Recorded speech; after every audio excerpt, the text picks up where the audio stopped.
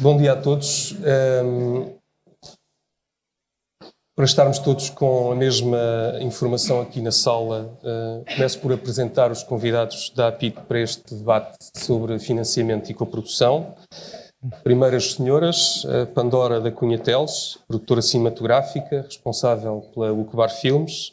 A Susana Costa Pereira, que é a coordenadora executiva do Centro de Informação da Europa Criativa da União Europeia e responsável pelo subprograma Média. Agora aos senhores, aqui à minha esquerda o José Amaral, diretor-geral da SPI, que é a empresa responsável pelo desenvolvimento da atividade internacional da produtora SP Televisão. O Henrique Oliveira, multifacetado, realizador, autor, produtor de televisão, de cinema, responsável pela produtora HOP. E aqui à direita o Luís Xabi Vaz, presidente do ICA, do Instituto do Cinema e do Audiovisual. Temos cerca de 1 hora para este debate, pelo que proponho irmos diretos ao assunto e, por isso mesmo, começo por perguntar, num contexto global de franco crescimento da economia e da indústria criativas e da produção de ficção, nomeadamente audiovisual, a nossa ficção audiovisual, a nossa produção de ficção está confinada a subsistir neste ecossistema, no atual ecossistema de produção, de distribuição e de monetização, ou pode ir mais longe? Eu começo aqui pela Pandora. Subsistir é uma palavra muito perigosa, não é?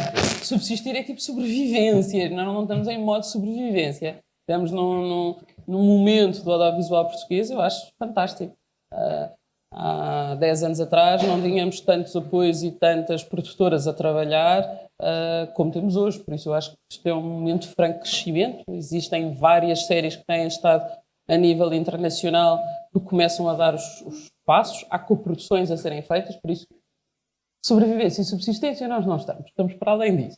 Acho que estamos num momento de compreender onde é que nos encaixamos, principalmente em nível de tendências, porque trabalhamos com orçamentos relativamente baixos e por trabalharmos com esses orçamentos temos que adaptar as histórias que fazemos aos orçamentos que temos, para que obviamente o telespectador e o comprador nunca note que existe de alguma maneira falta de recursos. E esse tem sido, eu acho, um grande desafio, quer dos produtores, quer dos escritores e dos showrunners, em encontrar histórias que podem ser feitas em Portugal, no qual temos recursos, quer do ponto de vista de acesso a palácios, quer do ponto de vista de acesso a uma série de estruturas que nos permitam capitalizar aquilo que, por outro lado, nós ainda não conseguimos ter. Por isso, nós temos 1/3 ou 1/4 dos orçamentos que têm os nossos congêneres europeus. Temos que encontrar formas, né, de driblar essas limitações para fazer um melhor produto. Acho que é esse momento em que nós nos encontramos. E também de compreender qual é que é a forma de formar melhor os nossos técnicos, os nossos realizadores, as pessoas que estão em frente ao desenvolvimento, para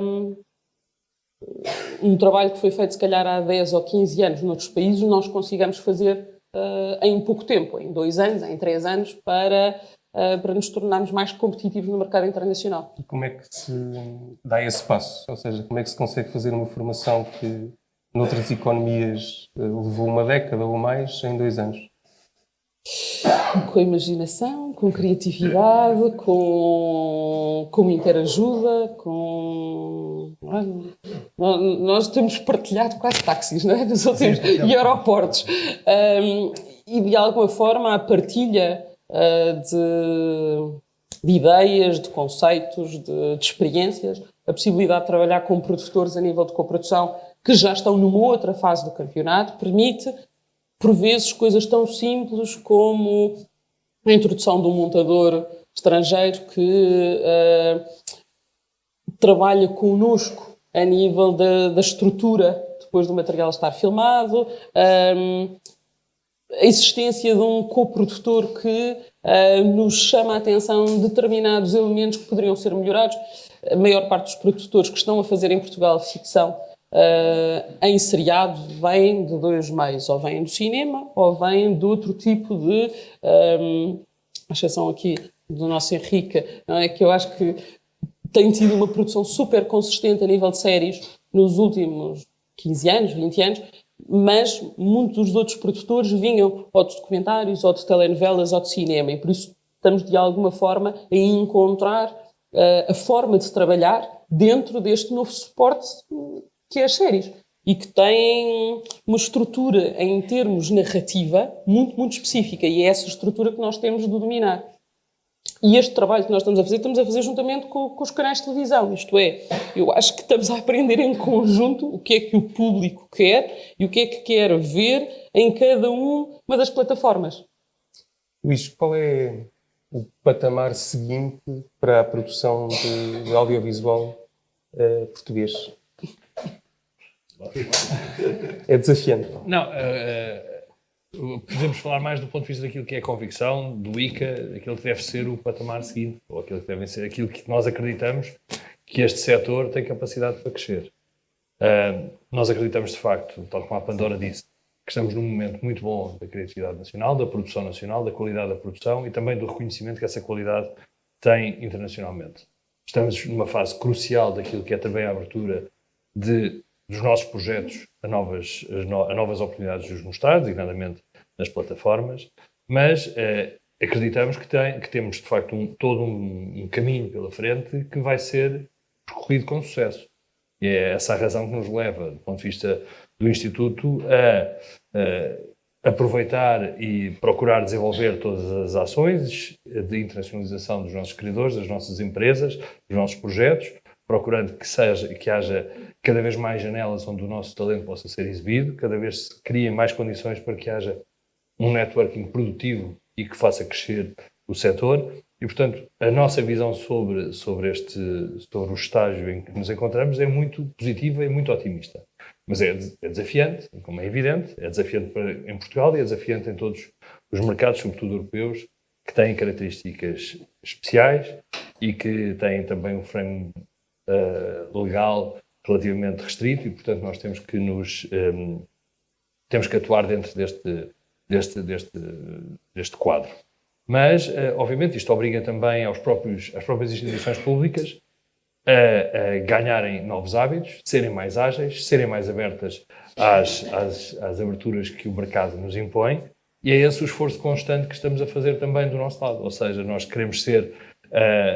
nós sabemos que somos um elefante da produção em Portugal, ou seja, somos uma ferramenta importantíssima para que a produção aconteça em Portugal, mas queremos pelo menos ser um elefante ágil e, portanto, que tenhamos a capacidade de ouvir e de entender aquilo que o mercado nos pede e de irmos procurando responder de uma forma criativa e diversificada, por forma que não se percam pelo caminho bons projetos, bons criadores, boas empresas. Portanto, este é o desafio que temos pela frente e acreditamos que todos em conjunto vamos conseguir ultrapassá-lo e vamos finalmente ter a capacidade de mostrar o talento televisivo, se quisermos utilizar um termo um bocadinho agora já não reúne todo o universo destas linguagens, mas o talento nesta área possa vir a ser mais reconhecido e mais vendido. É isso. O que é que seria, José Amaral, na tua perspectiva, o patamar seguinte na produção de ficção audiovisual portuguesa? Eu acho que nós neste momento estamos a fazer aqui um caminho de consolidar a nossa presença em mercados internacionais. Nós temos vindo a ter alguns pequenos episódios, né, ao longo do tempo, e que é este bom momento que toda a gente comenta, é um momento de visibilidade internacional. Com algumas coproduções, com a presença em mercados, com o reconhecimento do nosso produto lá fora. Eu acho que, de alguma maneira, eu acho que nós tínhamos que fazer obrigatoriamente este caminho das pedras. Os nossos projetos, isto de ir lá para fora, tem que se entender o que é que lá fora procura. Né? Portanto, nós não queremos ir lá para fora porque somos bons, queremos ir lá para fora porque queremos ser melhores e queremos trabalhar com os melhores. Não é? Portanto, não vale a pena pôr um projeto que não tem qualquer tipo de dimensão internacional com a pretensão de ser coproduzido, porque ninguém do lado de lá vai querer pegar nele. Não é? Portanto, acho que este entendimento que a Pandora estava a falar de nós identificarmos boas histórias e de ver logo à partida o potencial internacional do conteúdo, acho que é fundamental. Portanto, ainda há muito pouco tempo nós achávamos que achava-se que se conseguia vender eventualmente um conteúdo português se tivéssemos a presença de um ator africano, e que pudéssemos venderíamos mais para Angola. E não é assim que as coisas funcionam. As coisas têm que ser feitas na origem, caso contrário, não faz sentido. Portanto, eu responder à tua questão, qual é o próximo passo? Nós hoje estamos a fazer um caminho de pequena participação, e acho que o caminho será, acabamos por começar a ter as nossas coproduções, participamos minoritariamente, ou temos o potencial de as participar minoritariamente, e acho que o caminho que se fala aqui, eu acho que começamos a ter condições para sermos coprodutores maioritários e irmos buscar coproduções ou coprodutores que nos participam minoritariamente nos nossos projetos. Eu acho que é fundamental, de facto, temos aqui um conjunto de ferramentas que há uns tempos atrás não tínhamos, que era o Peak Portugal, uma consciência muito, muito importante do que é o mercado internacional, mas eu acho que há aqui dois elementos que têm sido fundamentais nisto, que é a consciência dos produtores de que a coprodução não tem que ser necessariamente feita entre dois países diferentes e podem ser feitas internamente. Eu acho que isto é uma coisa que Espanha nos demonstra que o caminho é assim. Portanto, eu acho que nós temos que trazer para o projeto o bom que as partes têm, e nunca percebi este não coproduzir internamente. Parece que o português é muito da sua coisa e não quer abrir a sua peça, mesmo que fique lá na estante e que nunca ninguém faça nada por ela.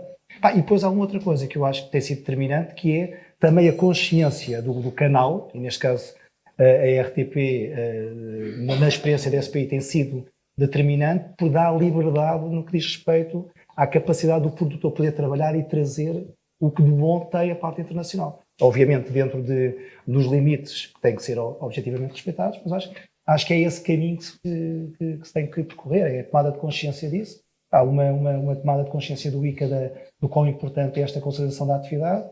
O Peak Portugal no para que nós que chegamos lá fora e dizemos, olha, o que é que vocês trazem? Olha, eu trago sol e sardinhas. Não, já não vale, não é? Portanto, tem que trazer, no final do dia, show me the money, não é? Tem que mostrar o que é que temos. Portanto, Peak Portugal é essencial. E a tomada de consciência de um canal de televisão, que acho que nos tem dado aqui uma força, como dizem os brasileiros, a bola na agulha, não é? Para podermos seguir e podermos ser relevantes num processo negocial de um conteúdo de coprodução. Acho que é isto. Agora, é novidade? Não, é o que se faz lá fora. Portanto, acho que não é nada, não estamos aqui a dizer nada de novo, é seguir os bons exemplos. Henrique, os produtores têm acesso às ferramentas de financiamento necessárias para seguir este caminho que o Zé agora refere? Antes de mais, também subscrevo inteiramente o que disse a Pandora, e o Zé Amaral, este é o caminho. Se temos acesso internamente, sim, quer dizer, o esforço está a ser feito, é evidente o trabalho do ICA e o concurso de audiovisual, que salvo foi em 2015 o primeiro, 2015 ou 2016, isso foi determinante para começar uma nova etapa, porque a partir daí permitiu, digamos, às séries poderem ter mais financiamento para além do tradicional também da RTP, que também, como disse muito bem, Zé Mal, tem sido, digamos, o parceiro em termos de séries que tem permitido, digamos, desenvolver. Para além disso, claro, o PIC também, ou seja, internamente, eu penso que, claro, nós queremos mais, é evidente que o financiamento quer deste apoio, era bom que se conseguisse ter mais verbas, evidentemente é sempre pouco para a dimensão do que nós queremos, mas sim, o esforço quer da RTP, quer do ICA é considerável, e aqui temos aqui uma base de trabalho para podermos, pelo menos, tentar internacionalizar. O problema, é evidente, é quando chegamos lá fora, quer dizer, mesmo assim, digamos assim, as contas, a Pandora foi muito conservadora quando ela disse que quando se está a fazer lá fora 4 vezes mais, às vezes os orçamentos. Então, eu fiz aqui umas contas muito rápidas e é assim, a média agora, claro, estamos a falar de uma produção da Netflix versus uma produção portuguesa, estamos a falar entre 40 a 60 vezes de diferença. A média mais correta é 60 vezes. Sim, para ter uma ideia de que, quer dizer, o The Crown foi 12 milhões por episódio, de euros. Portanto, nós, enfim, se tivermos uma série, estamos a fazer séries, mesmo uma série de 200, 300 mil euros por episódio, pronto, é só fazer as contas. E, portanto, quer dizer, este caminho é evidente. Isto é um fosso absolutamente gigantesco, que, enfim, só quando conseguirmos também chegar a essas plataformas e conseguirmos também ter, que é o nosso trabalho. Mas também, como disse a Pandora, muito bem, assim, nós temos conseguido, com alguma criatividade, com escrita, enfim, com os produtores, enfim, eu acho que isso também nos caracteriza, esta capacidade muito portuguesa de, às vezes, conseguirmos, de certa maneira, embrulhar, enfim, uma série com valores de produção e que estão lá, mas sem ter os meios necessários. Isso acho que temos feito, em parte, esse trabalho. E já agora, quer dizer, dessa primeira candidatura do ICA, portanto, e penso até por isso que estou aqui convidado, porque fiz o Vidac Palace, que saiu dessa primeira candidatura ao audiovisual. Que foi uma primeira experiência, por acaso nós fomos maioritários logo, portanto, com a Porto Cabo, nós, digamos, fomos os motores do Vidac Palace, criamos, e também, já agora contar só um bocadinho da história, porque penso que é interessante também em termos de produção. O que é que aconteceu? Eu realmente tinha sempre a ideia de fazer algo no Vidac Palace, fazer um hotel muito bonito, do tipo do século passado, e não tinha uma ideia muito clara sobre a história. E quando comecei a desenvolver, sempre nesta nossa capacidade, quer dizer, o descobrir os anos, quando descobri que, enfim, que nos anos em que acabamos por situar a história, que foi 36, que no fundo foi o início da Guerra Civil de Espanha, os Jogos Olímpicos em Berlim e a inauguração do campo de golfe em Vidago. E quando vi esta conjugação, de facto, estas três coisas, quer dizer, de facto, é incrível para dizer assim, bem, isto temos, por um lado, Espanha, portanto, com uma possibilidade, criamos uma história, enfim, com a Guerra Civil, portanto, isto sim é apetecível, e foi, digamos, quando eu cheguei, digamos, à televisão da Galiza a mostrar o projeto, foi super acarinhado, porque, naturalmente, era uma história que lhes dizia respeito. Portanto, não foi, digamos assim, não foi preciso fazer algo. A história já continha essa possibilidade de coprodução. Pronto. E depois, qual é a outra grande vantagem, digamos, daquele projeto? Era todo passado para a parte, enfim, de guerrilha ali da fronteiriça, mas era novidade Palace. Portanto, em termos, claro, para nós produtores, uma base de produção num hotel em que, enfim, podíamos sair e rodar em termos de custo, não é? Quer dizer, permitiu milagres, de facto. E, digamos assim, a série acabou por ter um visual e um apelo de uma série, enfim, já com uma série internacional, mas com os nossos, apesar de tudo, enfim, custeada, apesar de tudo, conseguimos também, enfim, a cooperação com a Espanha, portanto, conseguimos aí subir o orçamento e ter mais meios.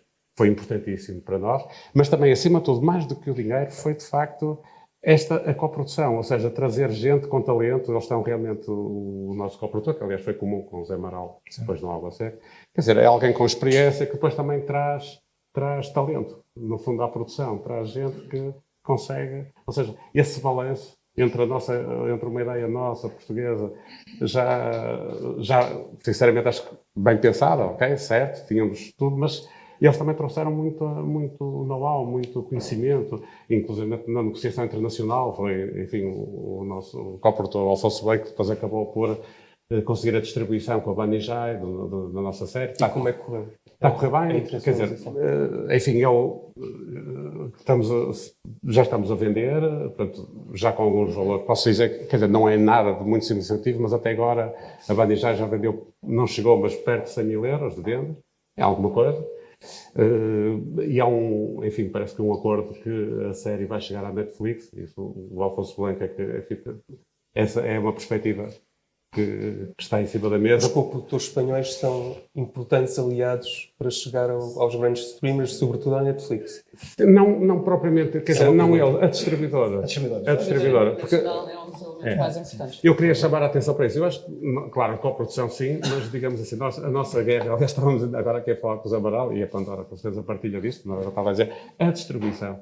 Porque a distribuição é que nos vai permitir depois fazer essa ligação com os streamers, porque se nós não tivermos uma distribuidora que possa depois negociar, para irmos inclusivamente ao programa mídia, para podermos ter, no pico, quer dizer, A distribuição é, de facto, eu acho que é a nossa chave e é o nosso próximo passo, e é o que nós estamos todos a tentar, é logo à partida juntar, digamos, nos novos projetos. Eu também agora estou com um projeto grande, um projeto que acho que é realmente fascinante, mas que precisamos realmente, quer dizer, temos o apoio português, cá sim, temos o ICA, mas, de facto, a diferença de orçamento é tão grande que isto é mesmo necessário chegarmos a uma distribuidora que, por sua vez, depois tenha esses acordos, não é? Mais até do que propriamente a questão da coprodução. Só que uma nota, relativamente àquilo que dizia o Henrique, a distribuição constitui hoje, enquanto tem que ser quase um coprodutor. Portanto, tem que participar na montagem financeira do projeto. É isso mesmo. Portanto, atraindo uma distribuidora que esteja interessada em colocar dinheiro no projeto, garantimos logo à partida duas coisas. Que está na sua prioridade vender e recuperar esse investimento e que, de facto, vai ter um circuito internacional. Portanto, e há um mercado que, entretanto, foi crescendo e é de tal maneira específico, onde está aqui a Susana, que é o programa Europa, que de facto é de tal maneira exigente, com a candidatura com 3 ou 4 cartas de pré-vendas, com todo um conjunto de to-dos que têm que ser feitos para sermos submetidos a esta candidatura, que o facto de termos uma distribuidora só por si é razão suficiente que o projeto tem que ser pensado como uma distribuidora desde a primeira hora. Caso contrário, faz, mas vai ser muito mais difícil. Mas é difícil. E também quer dizer que, para poder interessar, às vezes, vários operadores distintos, poder ter um elenco que possa, nós termos uma Alba Batista hoje, que esteve em uma série internacional, termos vários atores, através de programas também europeus como os Shooting Stars, que estão, de repente, como cabeças de cartaz em várias outras séries que são vistas internacionalmente, faz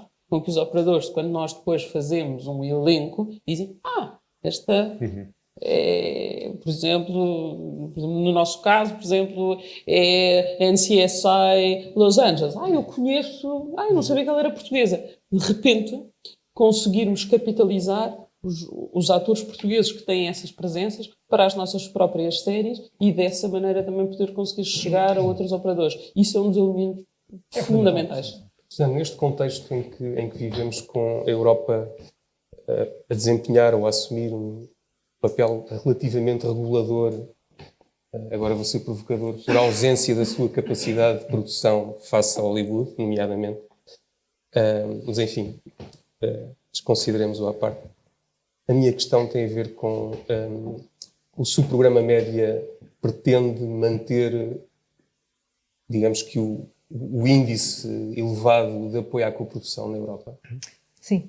Antes de mais, agradecer. Muito obrigada, vocês facilitaram imenso a minha tarefa, porque de facto qualquer produtor que tenha este mindset que nós aqui ouvimos falar, das coproduções, da distribuição internacional, é um produtor que pode ir com alguma garantia, com algum sucesso ao programa Média. De facto, o Média tem 2 pressupostos muito básicos. O aumentar a circulação transnacional das obras europeias e aumentar a audiência. E isto está por trás de todas as linhas de financiamento, o que leva a que, mesmo no desenvolvimento, exija um planeamento estratégico do desenvolvimento, sim senhor, mas também da estratégia de financiamento e da estratégia de distribuição, o que se liga claramente à existência de um coprodutor, mas também à existência do envolvimento de um distribuidor desde o início do trabalho no projeto. E a tendência é essa, a tendência é manter-se. O que está previsto para o Média 21-27, como sabem, o Média está a acabar agora o quadro 14-20. O que está previsto não é uma revolução propriamente, é uma evolução, mas ainda assim, enfim, algumas das alterações até já se notam neste programa, nomeadamente na distribuição, o apoio de distribuição seletivo, que agora só pode ser, só são elegíveis os sales agents, não é? Que vão com um grupo de distribuidores atrás, mas que para potenciar justamente esta circulação transnacional das obras.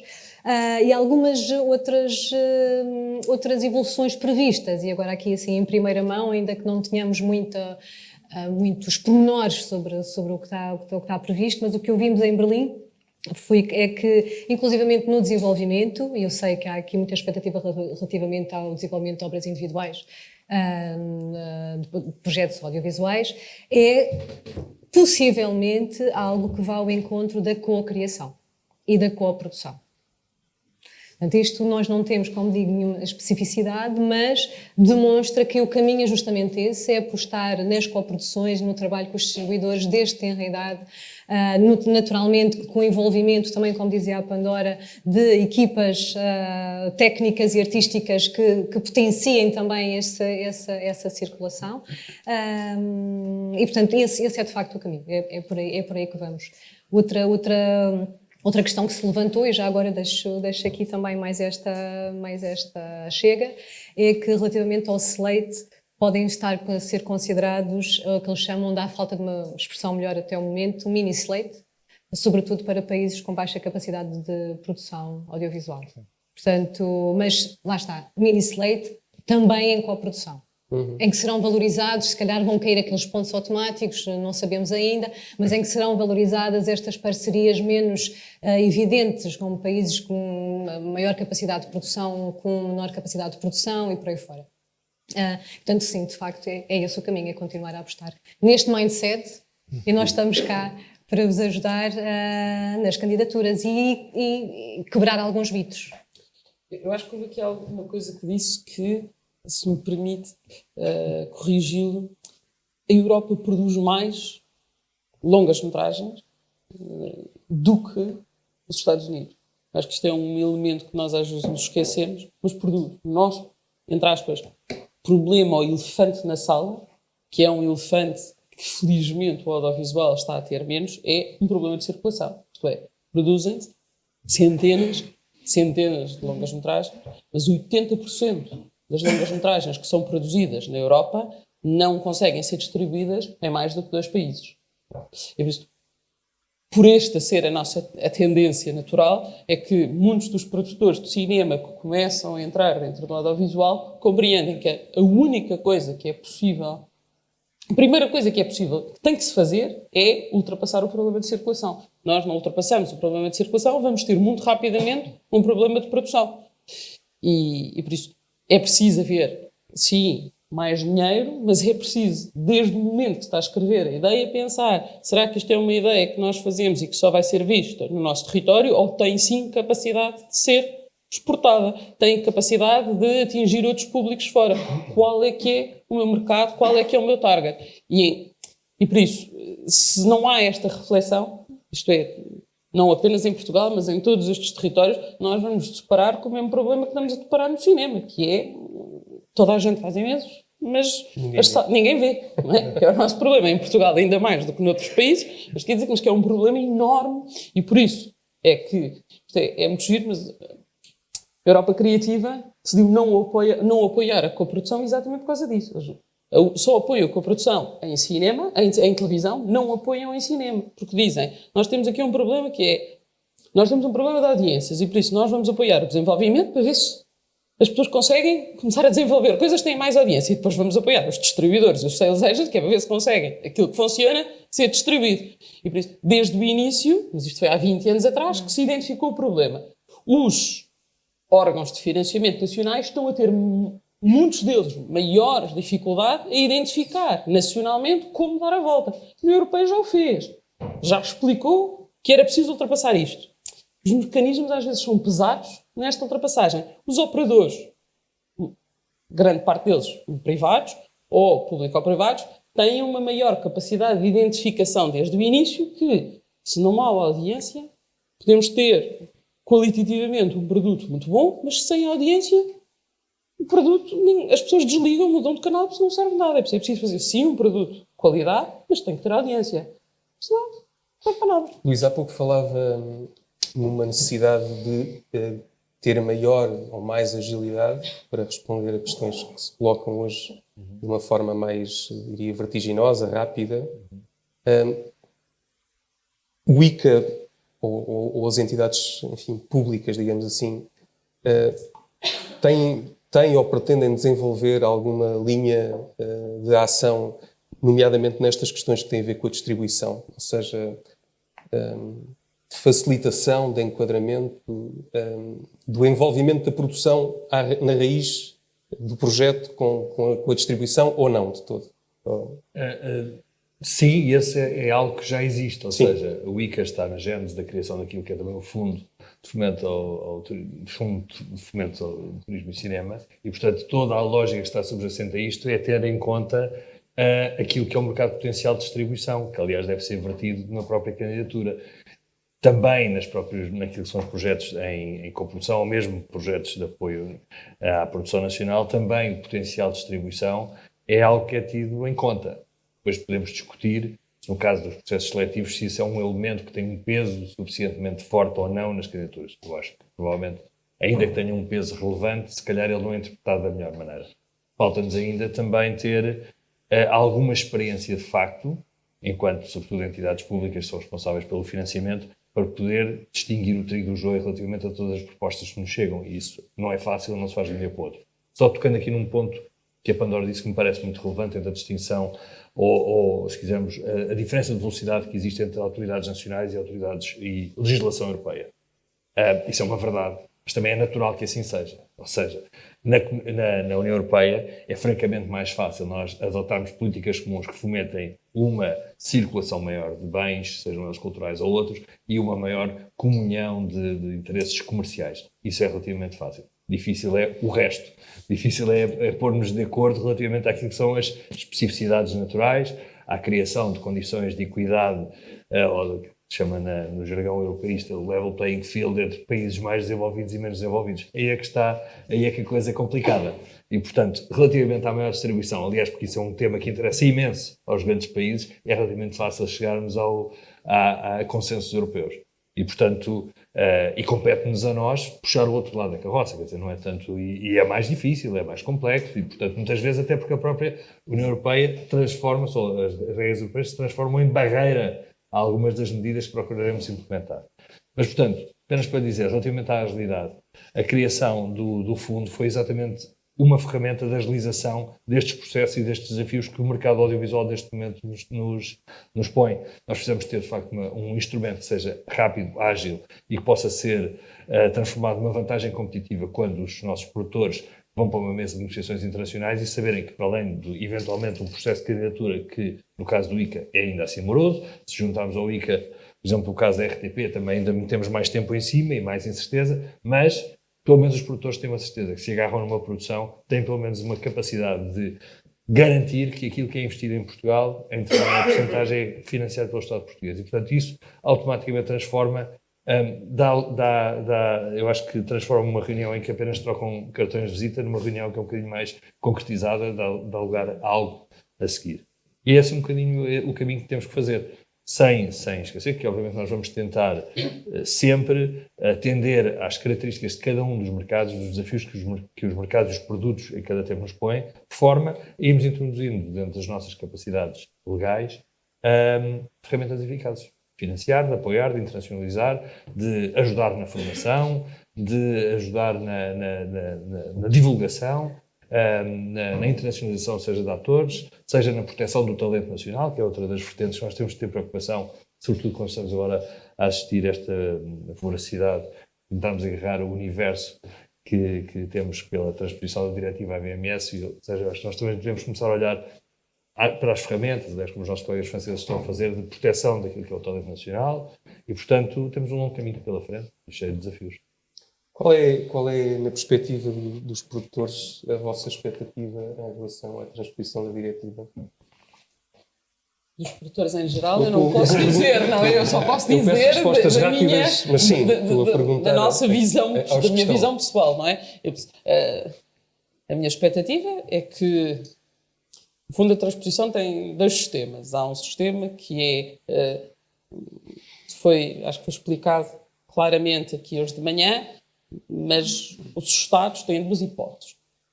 Ou recebem o financiamento através do seu Instituto Público e depois distribuem, ou criam uma legislação que permita aos operadores que têm que fazer esse investimento que o façam diretamente junto das produtoras e projetos que desejam.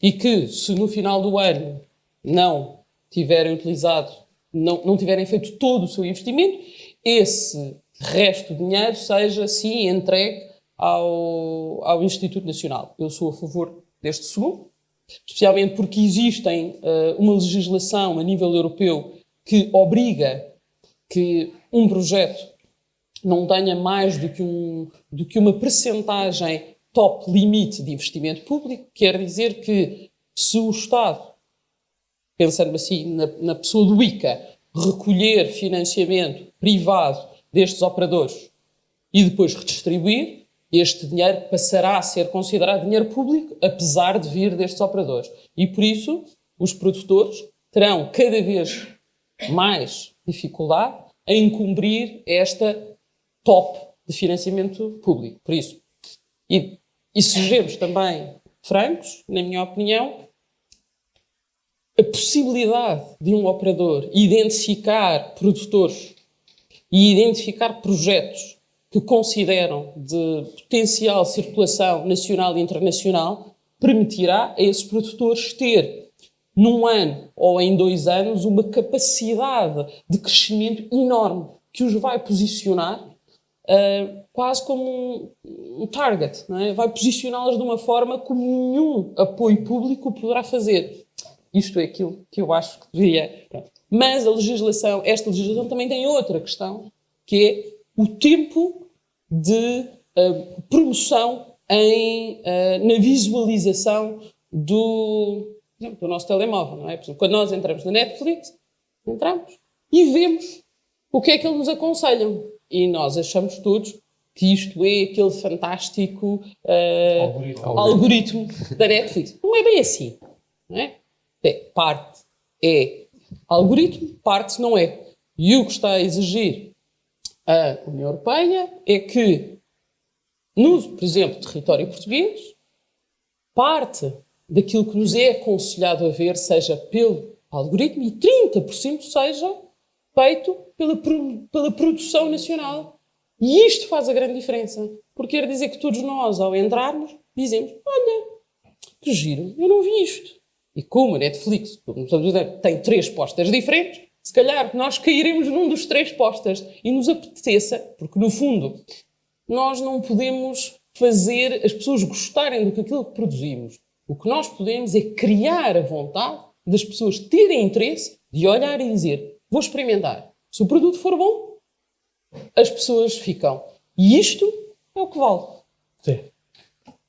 Eu assim, muito sinceramente, eu acho que tudo o que possa servir, independentemente do contexto, como sendo mais uma ferramenta à mesa de uma negociação para montar uma coprodução, é bem-vindo. Portanto, eu aí sou muito pragmático. Eu acho que tudo o que tenha a ver com interpretações e cenários e depois tudo aquilo é e não é alternadamente, eu nessas coisas vou esperar para ver. Partilho de alguma maneira da visão da Pandora. Acho é que se isso se puder materializar em mais uma ferramenta que nos pode servir à mesa de uma negociação para montarmos mais um projeto de coprodução, acho que sim. Se vier complicar o processo, pronto, acho que nós temos tido aqui o grande mérito que tem existido na questão agora do Peak Portugal e é de facto a simplicidade com que a coisa é feita e que facilmente é explicada, não é? Portanto, eu acho que se qualquer coisa que possa servir dentro deste quadro e que nos possa permitir ter aqui mais um elemento adicional, seria extraordinário. Sendo que, por exemplo, nós vamos ali a Badajoz e os espanhóis vêm com uma série de entidades, juntas da Galiza, juntas da Andaluzia, têm estes que dão. Aí nós, há uns anos atrás, íamos com o RTP, nada mais que RTP, não é? E depois isto, tipo, ele diz: vamos lá partir aqui o bolo. Pronto. Portanto, e nós no final do dia tínhamos pouco ou nada. Portanto, hoje já temos, de facto, a figura do Peak Portugal, que de alguma maneira é altamente competitiva. Nós tivemos agora em Berlim e os nossos amigos espanhóis, pura e simplesmente, disseram: não, nós copiámos o exemplo português. Portanto, mas como é que é? É igual ao português. Portanto, isto foi dito por quem estava na Câmara de São Paulo. É porque alguma coisa está a ser bem feita. Não é? Isto é relevante e no final do dia eu acho que isto dá-nos alguma competitividade naquilo que nós achávamos sempre que nos faltava. Nós podíamos ser bem bicos de pés para ver se, olha, então agora já contamos, não é? Agora para o campeonato. Eu acho que isso é E, portanto, se isso se materializar em algo positivo na mesa negocial, acho que é muito bem-vindo. Isto vai ser, corrija-me, Luís, se eu estiver enganado, mas isto vai ser entre 1 milhão, entre 1 milhão a 2 milhões, 1 milhão a 2 milhões por ano, não é? Que vão ficar disponíveis. Correto? Mais ou menos? Pode ser que sim. Não, pode ser 1 que sim, milhão pode ser a que sim, 2 não estou a ser, milhões não estou- é um valor bastante interessante. Pode ser que sim, não estou a ser. Relativamente aos valores, essas são as estimativas. Mas são estimativas.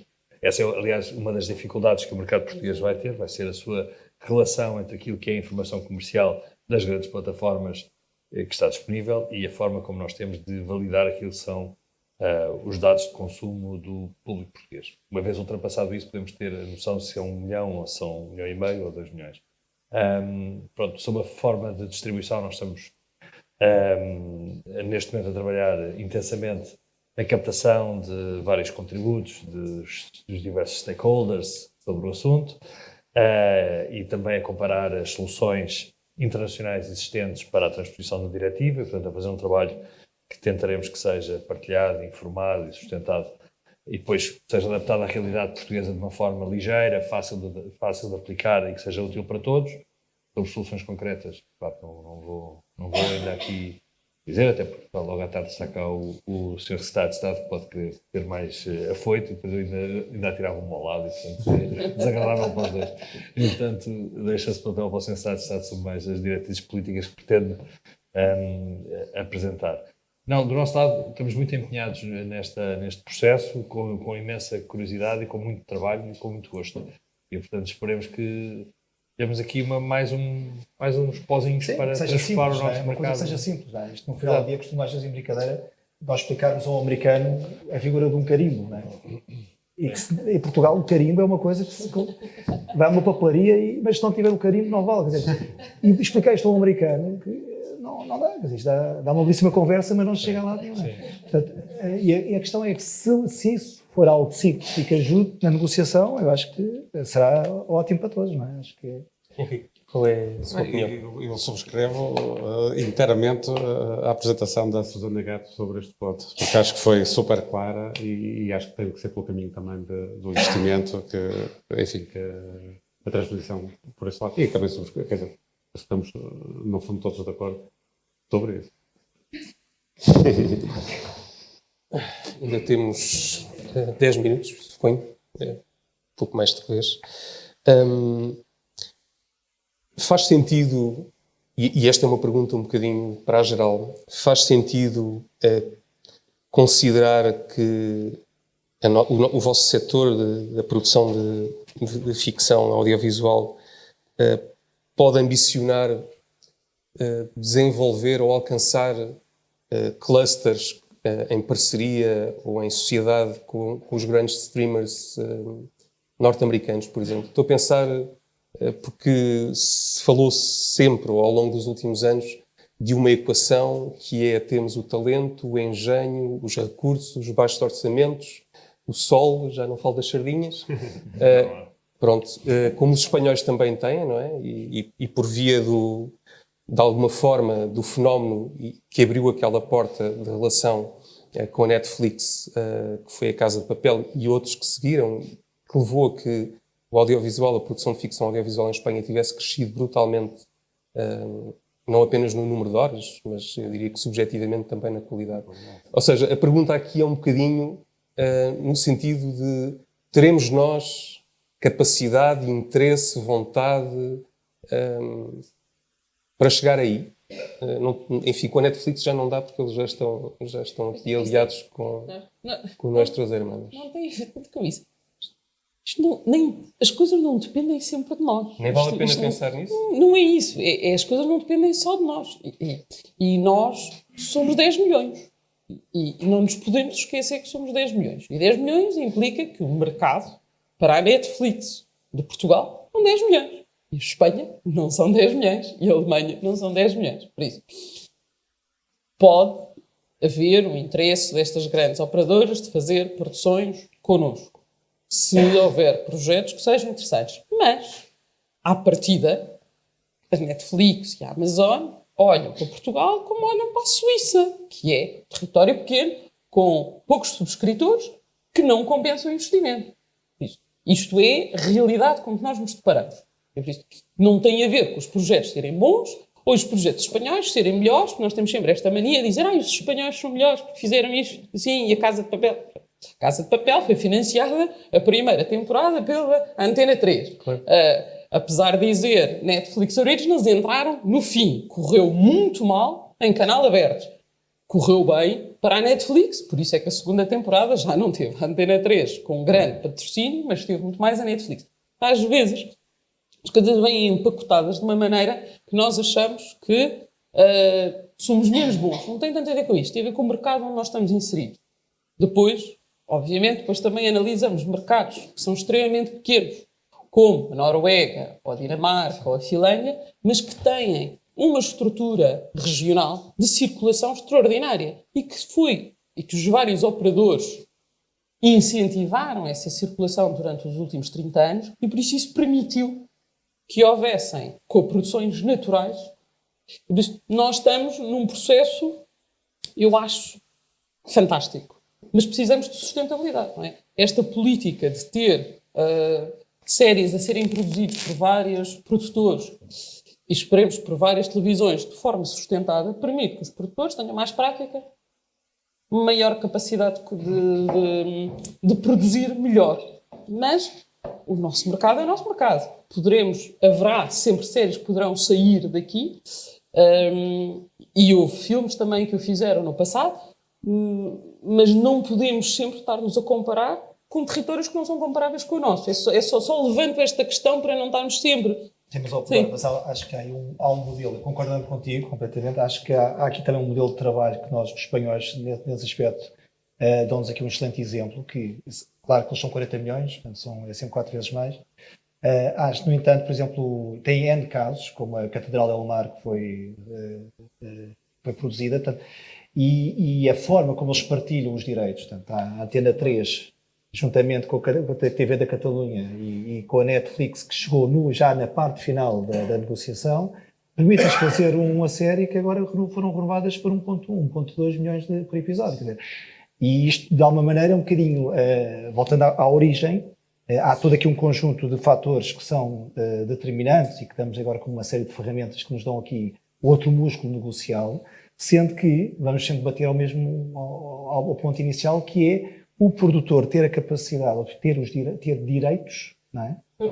Para poder negociar e partilhar, sendo que se a montagem financeira for feita por 3, 4, 5, 6 entidades, cada uma ter muito claro o que é que pretende, são janelas de exibição muito, muito objetivas, muito concretas, no final do dia ficam todos satisfeitos, a TV da Catalunha entrou, a Antena 3 entrou, a Netflix entrou e é 1.2. Quer dizer, não é o patamar dos 60 vezes que o Henrique falava. Dos 12 milhões de dólares. Mas é algo que, de alguma maneira, começa a ser relevante para o mercado europeu. Não é? Nós estivemos agora na C21 em Londres e eu chegava a tirar folhas a meio da negociação, dizer, pois é low cost, não é? Para não mostrar o que era. Mas, de facto, consegue-nos de alguma maneira dar aqui uma noção de como é que tem que ser o caminho. Eu acho que o caminho tem que ser claramente este, não é? Porque nós enquanto produtores, conseguimos depois ficar com uma forma de negociar que traz mais dinheiro para um projeto e torna uma coisa que pode ser de 5, de 7, 500. Claro. Isto é o quê? Exatamente. Não, eu queria dizer que nós, digamos, num aspecto até otimista da questão, e acho que, aliás, esta fase da nossa vida do audiovisual é uma fase incrível. Eu acho mesmo, esta é, de facto, a época dourada do audiovisual em termos de série. Nós, enquanto consumidores, não há história de uma época em que possamos chegar a casa e ver séries de tanta qualidade, diariamente, feitas em todo o mundo. E qual foi a nossa sorte? É que o português, que sempre foi uma barreira, vamos dizê-lo abertamente, nós não tínhamos maneira há 10 anos, há 15 anos, há 20 anos, português não era possível ser internacionalizado, porque somos, enfim, um país pequenino, fora o Brasil também não nos percebe. E, portanto, de facto as Netflix vieram, e nós não fizemos nada por isso, vieram mudar completamente isso. A forma como se consome. A forma como se consome e a questão das línguas. Da legendagem? Nós agora vemos... Sim, mas nós vemos séries turcas, israelitas, suecas, dinamarquesas, claro, espanholas. Pronto, e o espectador habituou-se a não... Aliás, eu acho que até agora há uma certa relutância, no meu caso até acho bom, é uma série americana, não é? No sentido de que, eu confesso, eu começo a ver uma série americana que não gosto, globalmente, chateia. Nós já sabemos que tem todas aquelas lógicas. Então, agora já não nos podemos queixar de que é por causa do português. Não é? É isso? Não, é isso que eu quero dizer. Já não nos podemos queixar. Portanto, o que eu quero dizer é que também este aspecto é muito bom, ou seja, e hoje, como vimos aqui tantas frases do Fernando Pessoa, a primeira coisa é que nós temos que sonhar. E, portanto, claro que agora o português já podemos ir lá. Se nós tivermos boas histórias, pelo menos em termos de sonho, isso é ser possível, nós vamos chegar à Netflix. O problema mesmo é que a Netflix esconde-se. Eles escondem-se de nós. Esse é que é o drama, porque a minha única tentativa, que foi no último MIP, na Netflix, foi uma espécie de... foi algo detetivesco. Eles estavam lá, mas tinham só uma coisa a dizer, N. E depois um dia fui lá, tinha uma cena, mas eles estão lá em cima, e aquilo é tudo, posso ficar amanhã assim. E eu pensei, eu fico aqui à porta, nem que seja preciso, eu durmo cá e tal. E, não, mas eu marco-lhe aqui. Quer dizer, aquilo tudo... Pronto, o drama, e consegui subir lá ao patamar onde ele estava. Agora, falar com alguém, nem pensar. E acho que, pronto, nós sabemos que eles existem, não é? Agora, eu acredito que nós vamos lá chegar. Eu acho que nós vamos lá chegar. Certo. Porque é evidente que temos que ter, acima de tudo, boas histórias, de facto. Boa escrita, boas séries. Já não temos o problema do português. Isto é algo fantástico. Temos aqui apoio para iniciarmos os projetos, como falamos. Temos é que, de facto, chegar, no fundo, voltávamos à conversa inicial, à distribuição. Pronto, enfim, seja de alguém, claro, nós não vamos, se calhar, já percebi isso, nós não vamos, nós produtores, falar diretamente com a Netflix, mas também não somos nós, se calhar era esse o erro. Mas, quer dizer, se tivermos uma distribuidora boa, ou uma Batafilm, ou enfim, ou as distribuidoras que habitualmente trabalham com eles, e se nós tivermos um bom projeto, eu acredito que nós vamos lá chegar. Susana, tirando agora a capa institucional da Europa Criativa, mas enquanto cidadã portuguesa e estando envolvida, evidentemente, nestas matérias, acha que este é um caminho que devemos almejar, ou seja, procurar sonhar, como diz o Henrique, citando... Eu não vejo porque não, na realidade. Não vejo porque não. Não vejo que... Não sou normalmente apologista de seguir um único caminho, centrar-nos num único objetivo e seguir só esse caminho. Acho que há várias formas de chegar a um objetivo de excelência. Agora, por que não fazê-lo? Nós temos a capacidade, vão acontecendo os meios, vamos criando esta percepção do que é preciso chegar, e isto é mesmo muito importante, o que é que eu preciso fazer para lá chegar. Depois posso conseguir ou não, mas eu tenho que ter uma estratégia em que considere todos os passos necessários para lá chegar, e como dizia agora o Henrique, se calhar não é o produtor falar diretamente com a Netflix, dificilmente isso acontecerá, mas será investindo numa boa estratégia de distribuição logo no início do desenvolvimento do projeto, com os distribuidores como coprodutores ou por aí fora. Se calhar é por aí. Eu não vejo, honestamente, porque não. É verdade que eu comecei no média há pouco tempo, mas eu comecei a trabalhar em cinema nos anos 90 e, portanto, consigo pelo menos perceber a evolução que houve desde então. E concordo plenamente, acho que nós estamos numa altura extraordinária e é preciso tirar partido deste momento. E não nos ficarmos centrados em mitos de que não vamos conseguir porque somos pequenos, vamos conseguir a uma determinada escala. Os nichos hoje também não são os nichos de há 20 anos, certo? Há um público para um género muito variado de séries de televisão, de cinema, seja o que for, o qual nós hoje conseguimos chegar mais facilmente, assim saibamos que distribuidores utilizar. Não é? Que meios identificar para já esses públicos, para as nossas histórias, que têm que ser boas, naturalmente, é evidente, e com potencial de circulação transnacional, mas identificar qual é o público e quem é que mais facilmente chega a esse público. Portanto, é uma questão de estratégia. Já foi mais difícil. Eu fechava com a opinião do Luís sobre esta questão. Sobre a espanholização da nossa... não queria chegar a isso. Bom, eu acho que, obviamente, o modelo que está neste momento implementado em Espanha é irrepetível em Portugal. Não sei se é uma questão de oportunidade, uma questão de dimensão, uma questão de características das próprias produtoras locais, portanto ele é irrepetível. E nós temos o nosso caminho e também temos a nossa identidade. E temos regional também. Exato. E temos, portanto, características próprias que eu acho que o mundo das plataformas da amanhã, se estivermos concentrados nesse modelo, até podem nos vir a ajudar. Ou seja, eu acho que, de facto, através dos diversos movimentos que existem de fusões e de compras e de recompras das diversas plataformas, cada uma delas que é detentora de uma diversidade de títulos apreciável e que toca os mercados e toca os públicos exatamente pela sua diversidade e pela sua qualidade, aquilo que o Henrique estava a dizer, que gosta de ir à Netflix e ver uma série grega ou israelita, seja o que for, na sua língua, a falar, a contar uma história que é sua, da sua forma.